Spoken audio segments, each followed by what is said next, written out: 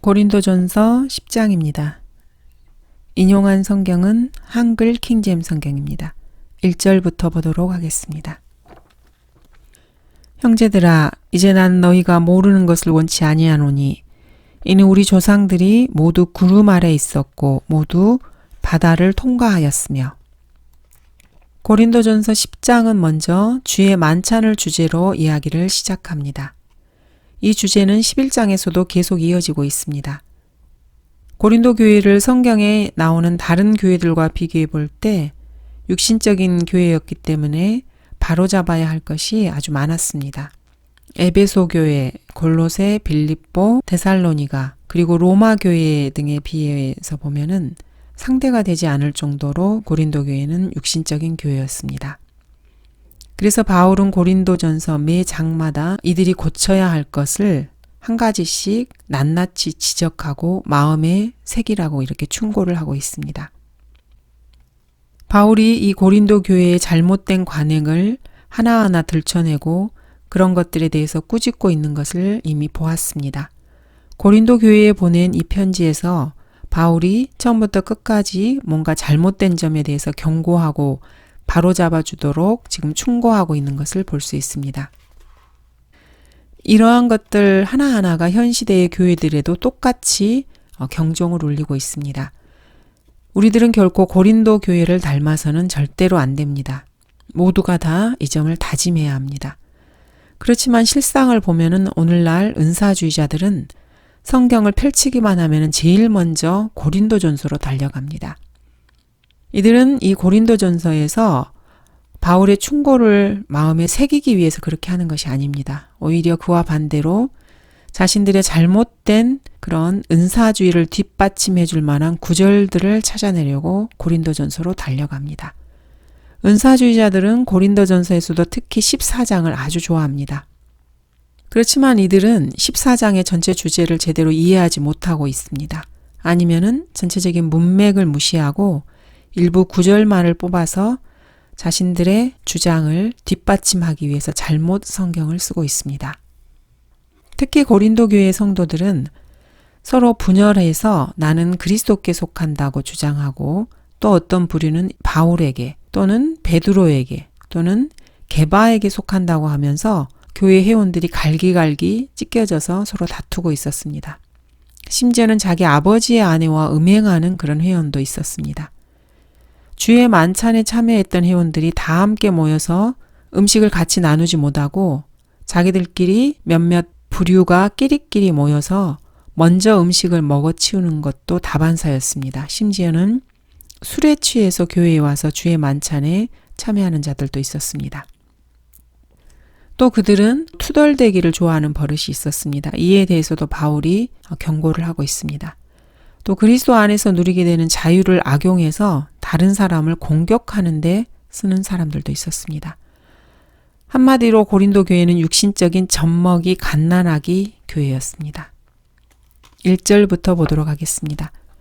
형제들아, 이제 나는 너희가 모르는 것을 원치 아니하노니 이는 우리 조상들이 모두 구름 아래 있었고 모두 바다를 통과하였으며. 바울은 여기서 우리 조상들이라고 말을 합니다. 우리 조상이라는 것은 물론 유대인 조상들을 말합니다. 그런데 고린도 교회는 이방인들의 교회였습니다. 유대인 조상들이 육신적으로는 고린도 교회 이방인들의 조상들은 아니었지만은 바울은 여기서 유대인 조상들을 영적으로 적용해서 구원받은 이방인들의 조상이라고 말하고 있습니다. 이처럼 그리스도인들은 영적으로는 유대인 조상들의 피를 이어받은 유대인의 후손들인 셈입니다. 1절 우리 조상들이 모두 구름 아래 있었고 모두 바다를 통과하였으며. 이스라엘 백성이 출애굽 당시에 홍해를 건널 때 물속으로 통과하였다는 것을 알 수 있습니다. 그들이 발끝에서 머리끝까지 물속을 통과했던 것입니다. 이것은 아주 꼭 필요한 과정이었습니다. 바닷물이 양쪽으로 갈라진 사이로 뚫린 통로 양쪽은 물벽을 이루고 있었고 또 구름 아래에 있음으로써 그들의 머리 위에도 물이 덮고 있었습니다.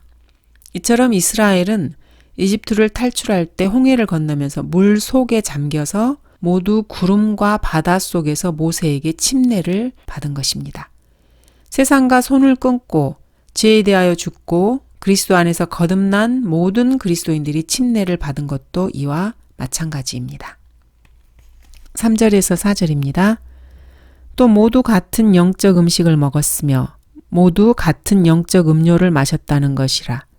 이는 그들이 따랐던 그 영적 반석에서 나온 것을 마셨으며 그 반석은 그리스도셨습니다. 출애굽에서 나오는 반석은 그리스도를 예표합니다. 물론 이스라엘의 출애굽 당시 말 그대로 실제적인 바위에서 실제로 물이 솟아나왔습니다. 그러나 이것은 훗날에 영적인 반석에서 영적인 물이 솟아나올 것이라는 것을 미리 예표로 보여주는 모형입니다. 이집트를 탈출해서 약속의 땅으로 가던 40년 동안 이스라엘 백성은 줄곧 이처럼 영적인 반석이 따라다녔습니다. 이 반석이 나중에는 그들에게 예수 그리스도라는 분으로 실제로 나타나셨습니다. 킹제임스 성경에서는 4절의 반석을 고딕체로 반석이라고 기록해 놓고 있습니다. 이렇게 해서 시몬 베드로를 가리키는 돌이라는 단어와 구별시켜 놓았습니다. 그러므로 여기서 고딕체로 된 반석은 시몬 베드로가 아니라 그리스도이십니다. 보라, 내가 거기 호렙에 있는 반석 위에서 내 앞에 서리니 너는 그 반석을 치라. 그러면 그곳에서 물이 나오리니 백성이 마시리라. 모세는 하나님의 명령에 따라 바위를 쳤습니다. 그래서 바위에서 물이 솟아나왔습니다. 바울은 지금 고린도전서 10장 4절에서 이 사건을 말하고 있습니다. 광야에서 마실 물이 없어 목이 타 고생하던 백성이 모세에게 불평하면서 어째서 자기들을 이집트에서 끌고 나왔느냐고 불평을 늘어놓았습니다. 모세는 이 말을 듣고 사실 화가 났습니다. 노기를 띤 사람이 막대기로 바위를 쳤으니까 얼마나 세게 쳐내렸겠습니까? 그것도 2번씩이나 쳤습니다. 그래서 하나님의 말씀대로 바위에서 물이 솟아나오긴 했지만 모세의 이러한 행동은 백성의 목전에서 하나님을 거룩하게 하지 않았을 뿐만 아니라 하나님에 대한 불신을 은연중에 나타냈습니다. 하나님께서는 모세의 이러한 행위를 결코 그냥 내버려 두지 않으셨습니다. 하나님께서는 모세의 불신과 이런 잘못된 행동을 날카롭게 지적하셨습니다. 그래서 모세는 약속의 땅으로 들어가지 못했습니다. 이처럼 하나님께서는 이스라엘 백성이 약속의 땅으로 들어가면서 반석이라는 예표에 대해서 얼마나 주의 깊게 생각하고 다루어야 할 것인가를 보여주고 계십니다. 이 사실은 지금 현재의 그리스도인들에게도 마찬가지입니다. 성경에 등장하는 예표들에 대해서 함부로 제멋대로 해석하고 잘못 적용하는 것을 주의해야 합니다. 하나님께서는 모세에게 분명히 반석을 한 번만 치라고 명령하셨습니다. 그렇지 않습니까? 그런데도 모세는 한 번 치고 또 한 번 더 쳤습니다. 물론 화가 나는 것은 이해하지만은 한 번 치는 것으로 과연 충분할까 하는 의문도 있었을지 모릅니다. 이 의문이 곧 하나님에 대한 불신의 표현이었습니다. 이 반석은 그리스도이십니다. 그리스도이신 반석은 한 번만 쳐야 했습니다. 그분은 2번씩이나 얻어맞도록 그렇게 정해지지 않았습니다. 하나님께서는 그분을 한 번만 치셨습니다. 한 번 치심으로 그리스도는 한 번 죽으셨습니다. 이 한 번의 죽으심으로 모든 것을 다 이루셨습니다. 그러므로 사람들은 예수 그리스도를 한 번만 영접해서 구원을 받습니다. 매일 일요일 아침마다 로마 카톨릭 미사에서 자행하고 있듯이 예수 그리스도 반석을 계속해서 쳐서는 안 됩니다. 카톨릭 교회에서는 일요일마다 미사에서 제물을 드립니다. 이 일을 계속해서 반복하고 있습니다. 1년에 52번이나 예수 그리스도를 거듭해서 죽이고 희생제물로 삼고 있습니다. 모세는 단 2번 반석을 친 것을 가지고도 약속의 땅에 들어가지 못했습니다. 반석을 한 번 치고 나면 그것으로 충분합니다. 반석을 다시 친다는 것은 그 반석에 침을 뱉고 경멸하는 것입니다. 그리스도인이라고 해서 다시 죄를 짓지 않는 것은 물론 아닙니다. 구원받고 나서도 계속 죄를 지을 수 있습니다. 그러나 그렇다고 해서 한 번 받은 구원이 없어지는 것은 아닙니다. 요한복음 13장에서 예수님께서 이렇게 말씀하십니다. 이미 목욕한 사람은 발밖에 씻을 필요가 없으니 그 온 몸이 깨끗함이라. 온 몸을 한번 깨끗이 씻은 사람은 온 몸을 다시 씻을 필요가 없습니다. 부분적으로 더러워진 발만 또는 손만 씻으면 됩니다. 그리스도인들이 예수 그리스도를 영접했을 때 예수님께서는 자신의 피로 그 사람의 온 몸을 깨끗하게 씻어주셨습니다. 그리고 우리 그리스도인들은 영원토록 2번 다시 온 몸을 그분의 피로 되풀이해서 씻을 필요가 없습니다. 진짜로 한번 구원받은 사람이라면 그 구원은 완성되었습니다. 그 구원은 취소되지 않고 다시 구원받는 것도 아닙니다. 그러니까 나는 작년에 2번 구원을 받았어. 나는 사실 지난달에도 또 한 번 구원받았어. 이런 식으로는 말을 할 수가 없습니다. 그리스도인들은 한 번 온몸이 깨끗이 씻겼고 그것으로 그 구원은 이미 다 이루어졌습니다. 그리스도인들의 발은 그 뒤로도 되풀이해서 더러워질 수 있습니다. 그러므로 그리스도인이라 해도 더러워진 발을 다시 씻어야 합니다. 발만 씻으면 됩니다. 그리스도인들이 죄를 지을 때마다 그 죄를 하나님께 자백하고 주님의 보혈로 자신을 다시 정결케 하는 것이 바로 이런 이유입니다. 그리스도께서 그리스도인들을 위해서 한번 죽으시고 그 죄에 대한 핏값을 지불하셨습니다. 그리스도인들은 하늘나라의 닫혀진 문을 통과할 수 있는 자격을 얻게 되었습니다. 그리스도인들이 다시 구원받으려고 한다면 그것은 그리스도가 다시 피 흘려 죽기를 요구하는 것과 같습니다. 반석을 다시 치는 것은 그 반석을 2번 죽이는 것입니다. 반석에 침을 뱉는 것입니다. 일요일 아침마다 카톨릭 교회 미사에서 그러한 짓을 거듭거듭 자행하고 있습니다. 예수 그리스도께서는 계속 반복해서 희생제물로 드려져서는 결코 안 됩니다. 5절입니다. 그러나 하나님께서 그들 대부분을 그리 기뻐하지 아니하셨으므로 그들이 광야에서 죽어 넘어졌느니라. 그들 대부분이라는 표현이 나옵니다. 사실 이스라엘 민족 전체를 말합니다. 40년 동안 광야 생활을 했던 9세대들은 모두가 광야에서 멸망했습니다. 바울은 그런데 왜 이 말을 지금 하고 있습니까? 바울은 그 옛날 이스라엘 사람들을 모두 광야에서 죽게 하셨던 주님이셨지만은 너희들만은 살려내기를 원하신다고 지금 말하고 있습니다. 6절입니다. 이제 이런 일들은 우리의 본보기가 되어 그들이 열망하였던 것 같이 우리도 악한 일들을 열망하는 자가 되지 않게 하려 함이라. 11절과 비교해 보시기 바랍니다. 이제 그들에게 일어난 이 모든 일이 본보기가 되고 또 세상의 끝날들을 당한 우리에게 권면으로 기록되었느니라. 이스라엘 민족이 이집트를 탈출할 당시 저질렀던 일들을 우리에게 권면이 되도록 하기 위해서 본보기로 기록해 놓았다고 말씀하고 있습니다. 과거 이스라엘 백성에 관한 이야기들은 우리와 상관이 많이 있습니다. 상관이 없는 것이 결코 아닙니다. 극단적인 세대주의자들은 고린도전서를 다 읽고 나서 이 점을 똑똑히 깨달아야 합니다. 출애굽기, 레위기, 민수기, 신명기 등 이 모든 기록은 그리스도인들에게 권면이 되도록 기록해 놓았습니다. 몸의 신비에 대해서 진리가 감추어져 있다가 오늘날에 와서야 분명하게 밝혀진 것도 마찬가지입니다. 오해어나 벌린 것 같은 극단적 세대주의자들은 이 사실 앞에서 어리둥절해야 합니다. 그들은 고린도전서를 전혀 이해하지 못합니다. 고린도전서는 구약이 오늘날의 그리스도인들을 위해서 기록되었다고 분명하게 말씀하고 있습니다. 7절입니다. 너희는 그들 중 어떤 사람들처럼 우상 숭배자가 되지 말라. 기록된 바와 같으니 곧 그 백성이 앉아서는 먹고 마시며 또 일어서서는 뛰논다 한 것이라. 바울의 말에 따르면 그리스도인들도 잘못하면 우상 숭배자가 될 수 있다고 하고 있습니다. 출애굽기 32장 6절에서는 백성이 앉아서 먹고 마시며 일어나서 뛰놀더라고 기록하고 있습니다.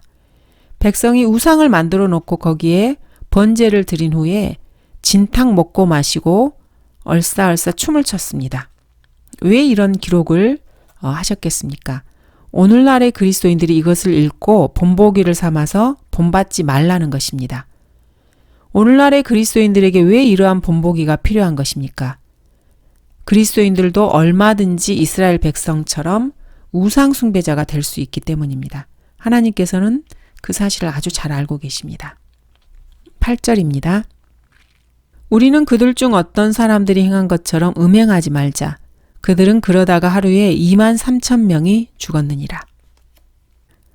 민수기 25장 9절과 비교해 볼 수 있습니다. 비교를 해보고 나서 기록상 차이가 있다고 주장하면서 문제를 삼는 사람들도 있습니다. 민수기 25장에 보면은 시팀에 머무르고 있던 이스라엘이 모압의 딸들과 음행한 것을 알 수 있습니다. 또한 모압 쪽이 그들의 우상신들에게 희생제를 드릴 때 거기에 초청받은 이스라엘 백성이 그들의 신에게까지 절을 합니다. 진노하신 하나님께서 모세에게 명하셔서 거기에 가담한 자들을 모두 목매달아 죽이게 하십니다. 이때 죽은 자들이 모두 2만 4천 명이었다고 말하고 있습니다. 그런데 고린도전서 10장 8절에서는 2만 3천 명이 죽었다고 말씀하고 있습니다. 이렇게 기록상의 차이가 있습니다. 이는 성경을 제대로 믿지 않는 자들이 이것을 문제 삼아서 성경이 부정확하다고 말하고 있는 이유입니다. 그러나 고린도전서 10장 8절에서는 하루에 라는 말이 들어가 있습니다. 똑똑히 하루에 죽은 자가 2만 3천 명이라고 밝히고 있습니다. 민수기 25장 9절에서는 그 재앙으로 죽은 자들이 2만 4천 명이었더라 이렇게 말씀하고 있습니다. 그 재앙으로 죽임을 당한 사람들이 전체 2만 4천 명이었습니다. 그렇지만 고린도전서 10장 8절에 말씀하신 것처럼 하루에만 2만 3천 명이나 되는 사람들이 죽었다는 것입니다. 문제 삼을 것이 전혀 없습니다. 성경의 단어 하나하나를 정확하게 읽고 그대로 받아들이기만 하면 됩니다. 성경을 제대로 읽지 않는 자들은 언제나 이렇게 성경에서 생트집을 잡아 문제를 삼습니다. 그렇지만 사실 문제거리가 될 건 아무것도 없습니다. 9절입니다. 우리는 그들 중 어떤 사람들이 시험한 것처럼 그리스도를 시험하지 말자. 그들은 그러다가 뱀들에게 물려 죽었느니라. 참조 구절은 민수기 21장 4절에서 6절입니다. 광야 생활을 하면서 하늘에서 떨어지는 만나만 먹다가 여기에 질린 이스라엘 백성이 하나님과 모세를 거역해서 어찌해서 즉 왜 이집트에서 먹을 것도 마실 물도 없는 이곳으로 데리고 나왔느냐고 불평을 합니다. 그리스도인들이 하나님께 어째서 왜 이렇게 의문을 품고 불평을 하면은 그것은 하나님을 의심하고 그리스도를 시험하는 것입니다.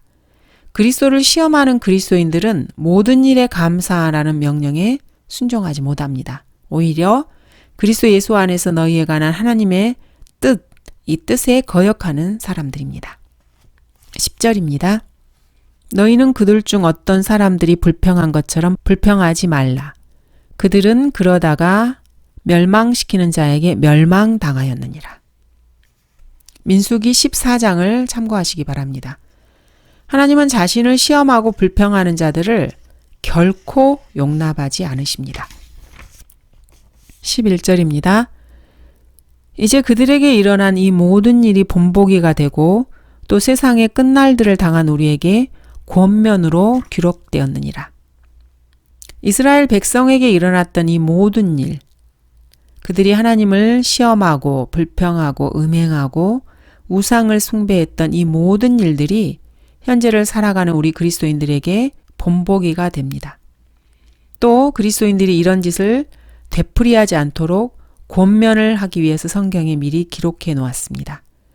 그러므로 우리 그리스도인들은 신약만 읽고 성경을 다 읽었다. 이렇게 큰 소리를 쳐서는 안 됩니다. 그리스도인들은 신약에만 매달려 있지 말고 구약도 열심히 읽어야 합니다. 로마서 15장 4절을 보도록 하겠습니다. 무엇이든지 전에 기록된 것은 우리의 교훈을 위하여 기록된 것이니 이는 성경이 주는 인내와 위로로서 소망을 지니게 하려 함이니라. 무엇이든지 전에 기록된 것, 즉 구약은 그리스도인들이 교훈을 받기 위해서 기록된 것입니다. 구약에서 교훈을 얻고 어려운 일을 당해도 참고 견디며 소망으로 위로를 받게 하기 위해서 기록해 놓으신 것입니다. 그러므로 성경대로 믿는 사람들은 신구약 성경 전체를 읽고 상고해 봐야 합니다. 병든 사람이 병원을 찾아갈 때 어느 특정한 한 동네만 머물면서 자기 병에 맞는 좋은 병원을 찾아내려고 하면은 하루 종일 헤매도 좋은 병원을 찾지 못할 수 있습니다. 좋은 병원을 찾기는 했는데 들어가 보니까 자기 병을 치료할 수 있는 해당 진료 과목이 없을 수도 있습니다. 성경도 이와 비슷합니다. 신구약 성경을 다 함께 읽어야 종합병원과 같은 역할을 합니다. 신구약 성경이라는 종합병원에 들어서면은 자기에게 해당하는 진료 과목 담당 의사를 반드시 찾아낼 수 있기 때문입니다. 또 사람에 따라서 성경의 어떤 특별한 구절이 다른 구절보다 자신에게 더 중요한 의미로 다가올 수도 있습니다. 그렇다고 해서 다른 말씀들을 자기에게 중요하지 않게 여기느냐 하면 결코 그것도 아닙니다. 모든 그리스도인들에게 성경 전체가 다 중요합니다. 그렇다고 여기저기 성경 구절들을 부분 따로 떼어다가 도용하는 것은 성경대로 믿는 사람들이 할 짓은 아닙니다. 이런 짓은 성경 전체를 제대로 공부하지 않는 사람들이나 하는 짓입니다. 진정으로 그리스도인이라면 성경 전체를 읽고 그 내용을 훤히 꿰뚫어 이해하고 실제 생활에 적용할 줄 아는 능력을 가진 사람들입니다. 물론 어떤 특정 구절들이 특별하게 적용되는 경우는 허다합니다. 이렇게 성경을 제대로 적용할 줄 알기 위해서라도 그리스도인이라면 성경 전체를 공부해야만 합니다. 성경 전체가 그리스도인에게 모두가 다 중요하고 그리스도인의 교훈이 되도록 기록되었기 때문입니다. 그리스도인이 성경 전체를 공부하는 데는 최소 1년이고 2년이고 3년이고 걸릴 수 있습니다. 그리스도인들은 술 마시거나 TV 드라마를 보거나 이런 데 시간을 허비하지 않고 성경을 열심히 공부하는 데 시간을 써야 합니다. 성경 전체를 꿰뚫어 이해하지 못하면서 이 말씀은 여기서 조금, 저 말씀은 저기서 조금 이렇게 딱 들어맞는 말씀이라고 함부로 말해서는 안 됩니다. 그런 것은 아주 경솔한 행동입니다. 예를 들어서 신명기 14장 26절에서는 내가 내 마음에 원하는 것은 무엇이나 돈으로 살지니 소나 양이나 포도주나 독주나 내 마음에 드는 것을 구하여 거기서 주 너의 하나님의 앞에서 먹고 너와 내 가족과 더불어 즐거워할지니라 이렇게 말씀하고 있습니다. 성경 전체를 모르는 사람이 이 부분만 읽으면은 매일 독주를 마셔야 될 수도 있습니다. 참으로 성경에 대해서 모르는 자입니다. 모든 사람에게 모든 성경이 다 중요합니다. 성경의 일부만 끄집어내어서 사용하면은 교회를 망치게 됩니다. 12절 그러므로 서 있는 줄로 생각하는 사람은 넘어지지 아니하도록 주의하라. 여기서 넘어진다는 것은 지옥에 떨어진다는 것이 아닙니다. 구원을 잃어버린다는 말이 결코 아닙니다. 여기서 넘어진다는 말은 8절에 나온 죽었다는 말과 같은 뜻입니다. 8절에서 2만 3천 명이 죽었다고 말씀하고 있습니다.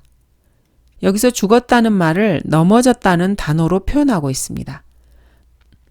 마귀는 구원받은 사람을 넘어지게 할 수 있습니다. 죽게 할 수 있다는 말입니다. 그렇지만 결코 구원을 빼앗지는 못합니다.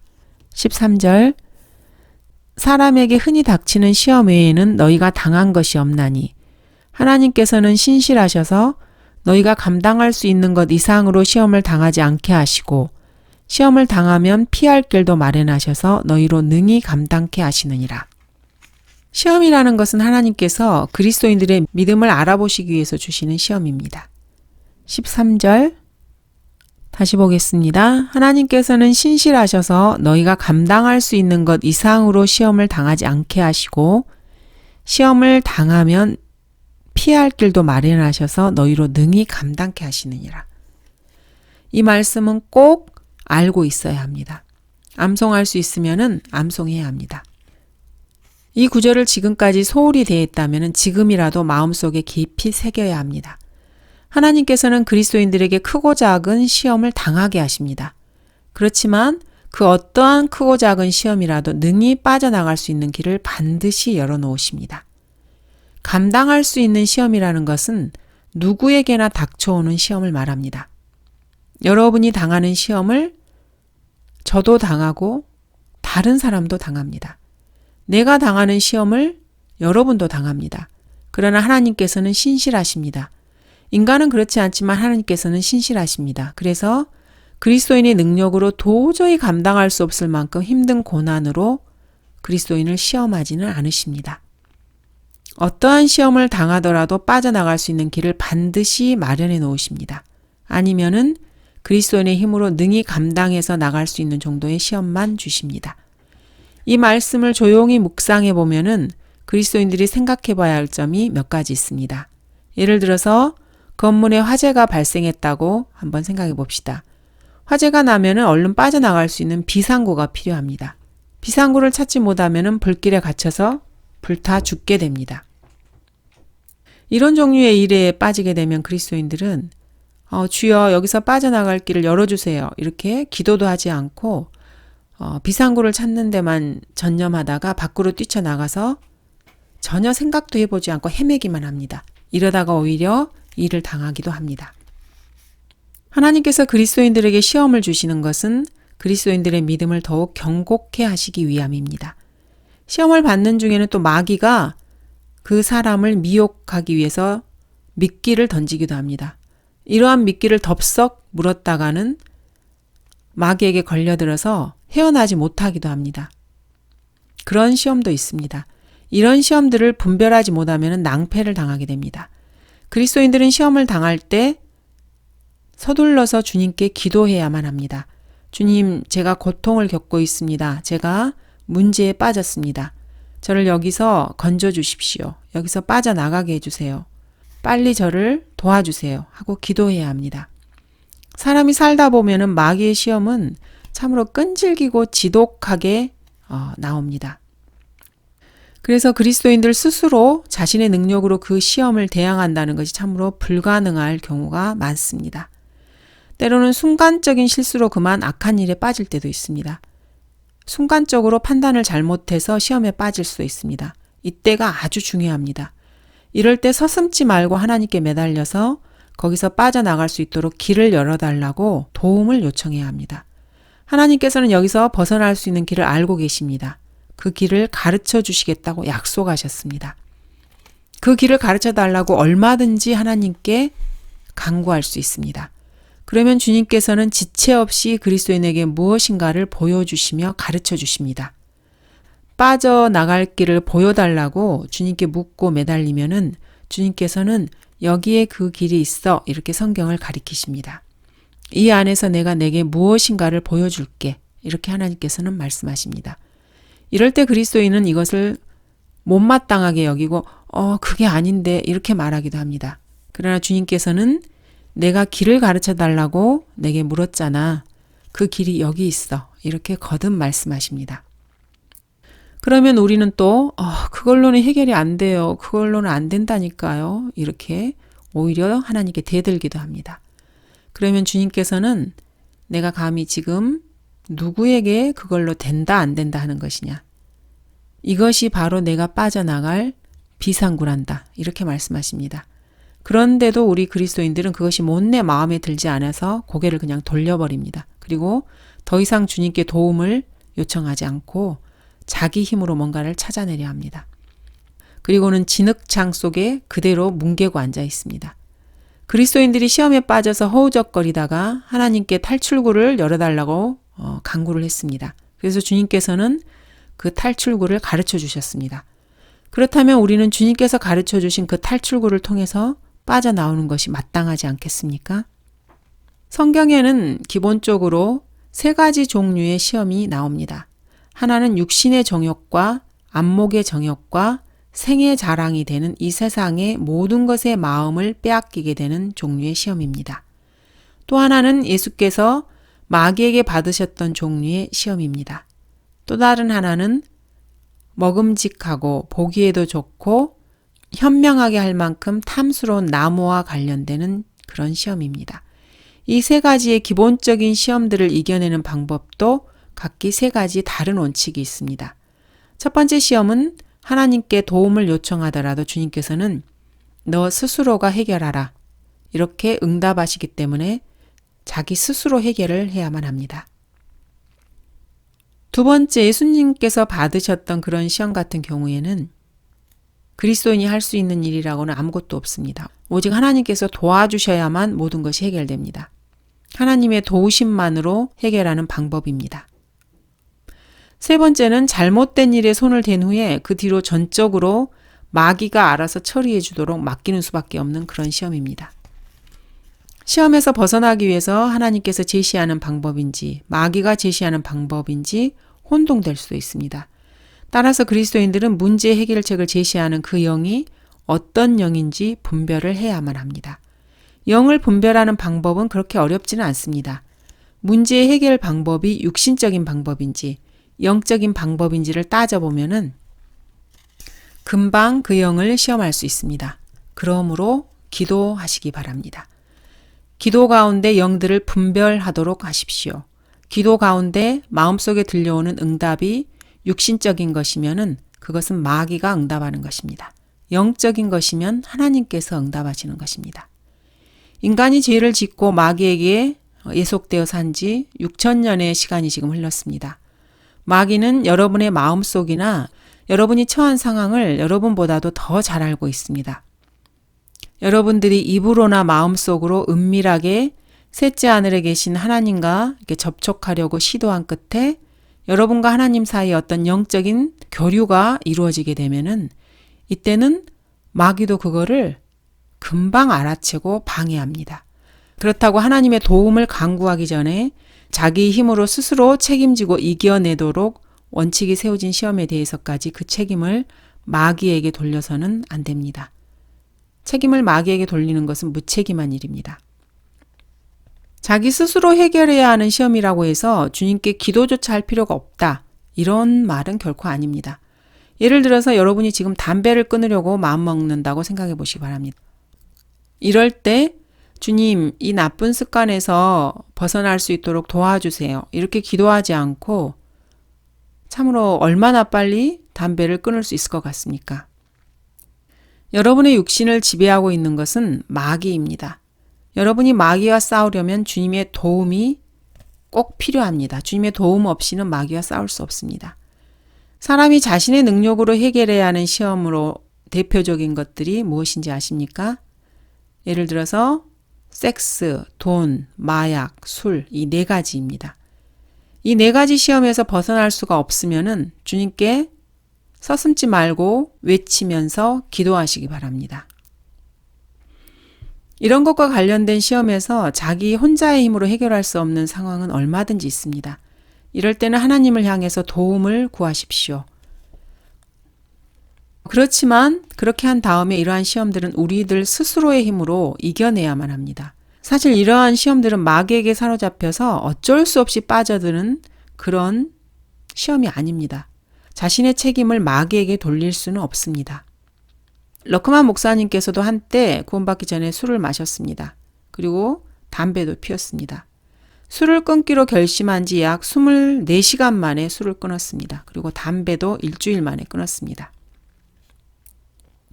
그리고 나서는 2번 다시 술이나 담배에 손을 대지 않았습니다.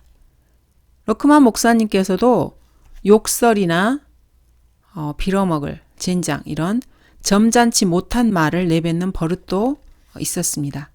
그렇지만 그런 상스러운 말들도 입에서 완전히 다 씻어내셨습니다. 이런 버릇을 고치는 데는 거의 2달 정도가 걸렸다고 합니다. 목사님께서는 맨 처음 간증을 하는 동안에 자신도 모르게 빌어먹을 이런 말이 튀어나왔었다고 합니다. 리 로버슨 목사님이 설교를 했던 그날 저녁에 러크만 목사님께서는 구원받은 지 1달 반쯤 지난 뒤에 생전 처음으로 간증을 하게 되셨습니다. 얼마 뒤 리 로버슨 목사님은 러크만 목사님에게 자네 좀 거칠게 말을 하더구만 이렇게 말씀하셨습니다. 그래서 러크만 목사님께서는 그때 당시 무슨 말씀이세요? 저도 신사라고요. 제가 얼마나 부드럽고 세련됐다고요. 정말이에요. 이렇게 항변을 하셨다고 합니다. 그런데 자신도 모르게 간증을 하시면서 그런 거친 말을 쓰셨던 것입니다. 상스러운 말들을 마구 내뱉으면서 이러쿵저러쿵 저는 그대로 있을 수가 없어서 결국 이렇게 구원받고 새 사람이 되었어. 이러쿵저러쿵 이렇게 간증을 하셨던 거죠. 그런데 본인 자신은 그것을 전혀 의식하지 못한 것입니다. 그런 일이 있은 다음에 1-2달 후에 로버슨 목사님과 어디를 함께 가다가 길을 걷고 있는 중이었습니다. 로버슨 목사님께서 러크만 목사님께 그때 당시 이렇게 말씀하셨습니다. 러크만 군 자네 그 고약한 말버릇을 좀 고쳐야겠네. 이렇게 말씀하셨습니다. 목사님께서는 의아해하면서 고약한 말버릇이라뇨 이렇게 말했습니다. 그리고는 그날 저녁에 목사님께서 하셨던 간증 이야기를 해주셨습니다. 그때서야 러크만 목사님께서는 그것을 깨닫고 충격을 받으셨습니다. 그리고 정말 그 버릇을 고쳐야겠다고 결심하신 것이죠. 그리고 2달 만에 그 버릇에서 벗어났습니다. 이런 나쁜 버릇들은 아주 빠른 시간 내에 목사님에게서 다 사라졌습니다. 그런데 이 책을 쓰시던 최근에까지 사라지지 않은 버릇이 한 가지가 있었습니다. 심지어는 성경을 읽으면서도 손가락으로 토닥토닥 책상을 두드리면서 드럼 연주를 하는 버릇이었습니다. 그 역시 목사님께서 스스로 고쳐야 할 버릇이었습니다. 이런 것을 놓고 하나님께 도움을 요청할 수 없지 않겠습니까? 담배를 끊는 데는 결심을 하고 나서 일주일 동안 한 갑도 채 피우기 전에 영원히 담배에서 손을 떼버렸습니다. 예전에는 아침에 눈만 뜨면 맨 처음 하는 일이 아침 식사 대신에 담배를 입에 무는 것이었습니다. 전날 밤 잠자리에 들기 전에 꺼둔 그런 담배꽁초를 집어드는 것이 첫 일과였습니다. 그렇지만 담배를 끊으셨습니다. 그리고 담배를 끊고 나서 그 뒤로 사역하는 동안에 한 번도 입에 대지 않으셨습니다. 27년간 담배를 다시 피고 싶은 유혹을 한 10번쯤 받았다고 합니다. 그러니까 2년에 한 번꼴로 유혹을 느낀 것이죠. 가장 큰 유혹을 느꼈던 것은 담배를 끊은 지 한 2년쯤 되었을 때 고급 레스토랑에서 성대한 저녁 식사를 마치고 나올 때였다고 합니다. 계산대에서 저녁값을 치르면서 계산대를 내려다보니까 고급 시가통이 가지런히 놓여 있었던 것입니다. 길다랗고 거무스레한 시가가 목사님의 눈을 끌었습니다. 그렇지만 이겨내셨습니다. 13절입니다. 너희가 감당할 수 있는 것 이상으로 시험을 당하지 않게 하시고 사람에게 흔히 닥치는 시험 외에는 너희가 당한 것이 없나니. 감당할 수 있는 시험이라는 것은 누구나 흔히 공통적으로 당하는 시험입니다. 여자들이 가장 흔하게 공통적으로 당하는 시험이 무엇일 것 같습니까? 제잘제잘 입을 놀리는 시험입니다. 사탄이 최초로 인간에게 엄청난 시험을 걸어온 것도 여자의 입과 관련된 시험이었습니다. 사탄은 여자를 시험해서 불필요한 말이라도 입을 놀리지 않고 못 베기도록 만들었습니다. 놀리는 입을 시험해서 무엇인가 덧붙여 말하게 만들었고 잘못 인용하게 했고 부정직한 말을 하게 만들었습니다. 그리고 들은 말을 다른 사람한테 쏙닥쏙닥하게 만들어버렸습니다. 이것이 사탄이 인간으로 하여금 최초로 범죄하게 만든 시험이었습니다. 자, 그러면은 남자들이 가장 흔히 당하는 시험은 무엇일까요? 그것은 걸핏하면 다른 사람에게 책임을 전가하고 다른 사람을 향해서 비난의 화살을 쏘는 시험입니다. 남자가 최초로 한 짓이 바로 이것입니다. 그 다음 남자들이 흔히 당하게 되는 시험은 순간적인 화를 못 참고 다른 사람에게 주먹을 휘두르고 살인까지 하는 그런 시험입니다. 지구상에서 출생한 최초의 남자는 살인자였습니다. 남자들이 흔하게 당하는 가장 큰 시험이 벌컥벌컥 화를 내고 홧김에 무슨 짓이라도 해치우고 마는 그런 시험입니다. 순간적으로 치밀어 오르는 화를 참지 못하고 총을 난사하기도 합니다. 이러한 시험은 모든 남자들이 공통적으로 흔히 겪는 시험입니다. 전혀 새삼스러울 것이 없는 시험입니다. 그러나 인간은 결코 신실하지 않습니다. 그러나 하나님께서는 신실하셔서 사람이 감당할 수 없는 시험을 당하게 하시지는 않습니다.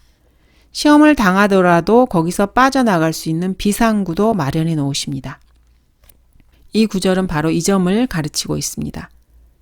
지금까지 이 진리를 마음에 새기지 않았다면 우리 그리스도인들은 지금이라도 이것을 배우고 잘 터득해 두어야 합니다.